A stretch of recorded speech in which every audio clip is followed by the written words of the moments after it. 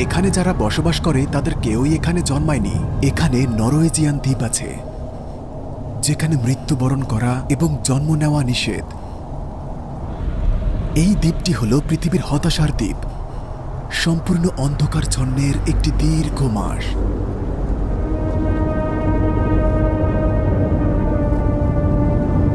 এটি মেরু ভাল্লুকের দেশ, যে সময় সূর্য কখনো কিরণ দেয় না, এবং এখানে একটি ডুমসডে ভল্ট আছে। যদি বিশ্বযুদ্ধ হয় এবং পৃথিবীটি ধ্বংস হয়ে যায়, আপনি পৃথিবীর সব রকম বীজ এখানে বপন করা পাবেন, এমনকি উত্তর কোরিয়া থেকেও। ও আল্লাহ, কোথায় আমরা?